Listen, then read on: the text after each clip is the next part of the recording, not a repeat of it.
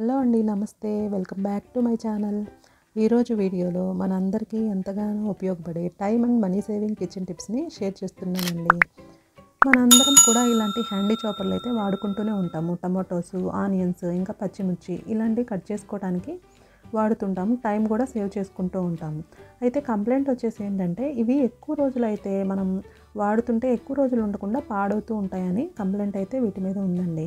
వీటి థ్రెడ్ ఊడిపోవడం అలా జరుగుతూ ఉంటుందన్నమాట.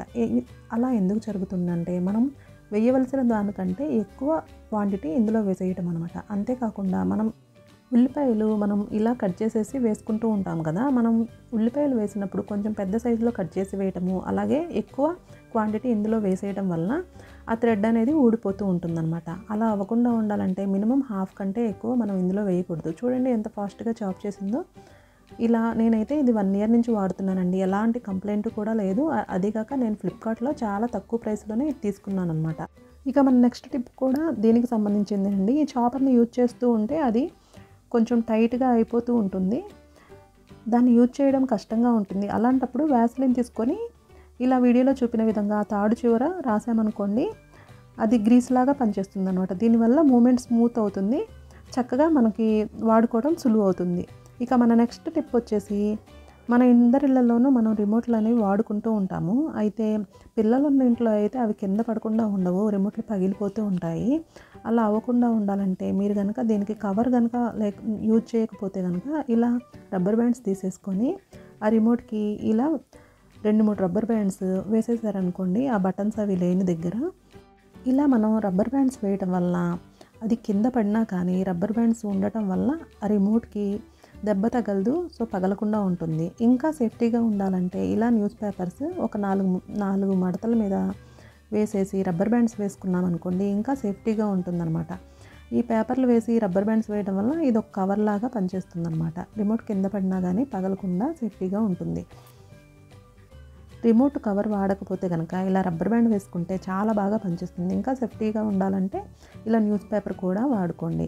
ఫ్రెండ్స్, ఐ హోప్ మీ అందరికీ కూడా ఈ టిప్స్ నచ్చాయని అనుకుంటున్నానండి. టిప్స్ నచ్చితే కనుక ప్లీజ్ ఒక లైక్ చేయండి. అలాగే మన నెక్స్ట్ టిప్ వచ్చేసి, మనందరం కూడా బంగాళదుంపలు చెక్కు తీసుకోవడానికి ఇలా పీలర్ని వాడుకుంటూ ఉంటాము. ఒక్కోసారి ఈ పీలర్స్ అనుకోకుండా బ్రేక్ అవుతూ ఉంటాయి, లేకపోతే మనకి కనపడకుండా ఉంటాయి ఇంట్లో. అలాంటప్పుడు మనం ఇబ్బంది పడకుండా మన ఇంట్లో ఇలా టానిక్ సీసా మూతలు ఉంటాయి కదండి, వాటితో కూడా మనం చక్కగా ఇలా పొట్టు తీసేసుకోవచ్చు అనమాట.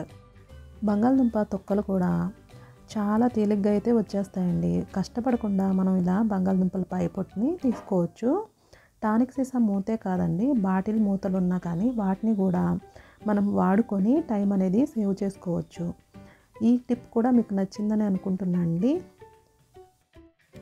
ఇక మన నెక్స్ట్ టిప్ వచ్చేసి, మనమందరం కూడా ఇలాంటి దువ్వెనలు వాడుకుంటూ ఉంటాము. అయితే ఆ దువ్వెనలు చాలా షార్ప్గా అయితే ఉంటాయి. వాటి పెట్టి దువ్వుకుంటే గుచ్చుకొని మంట, దురద కూడా వస్తూ ఉంటుంది. అప్పుడు ఈ చిన్న టిప్ అయితే ఫాలో అవ్వండి. ఇలా ఐరన్ బాక్స్ తీసేసుకొని ఆ ఐరన్ బాక్స్ ఒక 5 సెకండ్స్ ఆన్ చేసి పెట్టేసేసి, తర్వాత ఈ దువ్వెన్ని ఐరన్ బాక్స్ మీద అటు ఇటు కదుపుతూ ఉంటే కనుక ఆ షార్ప్నెస్ అనేది పోతుంది. దువ్వెన అడుగున పదునుగా ఉన్న పళ్ళు కాస్త వేడికి కరిగి నునుపుగా వచ్చేస్తాయండి. ఇప్పుడు మనం ఈ దువ్వెన పెట్టి దువ్వుకున్నా కానీ గుచ్చుకోకుండా ఉంటుందన్నమాట.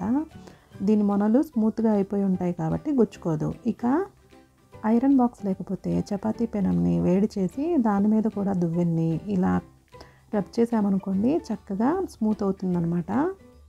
ఇక మన నెక్స్ట్ టిప్ వచ్చేసి, మనం పూరీలు లేకపోతే ఏదైనా పిండి వంటలు చేసుకున్నప్పుడు ఇలా అడుగున ఆ గసి పట్టేసేసి నల్లగా మారిపోతుంది. అది వేస్ట్ చేయడానికి పడేయలేము. అలాగని వాడుకుందామంటే నల్లగా ఉంటుంది. అలాంటప్పుడు ఈ చిన్న టిప్ ఫాలో అవ్వండి.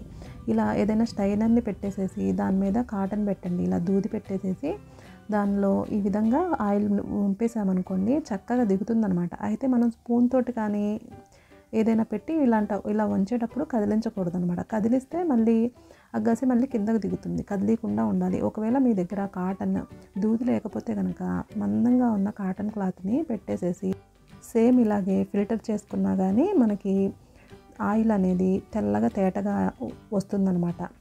ఆ నలుపు అనేది అస్సలు దిగదనమాట.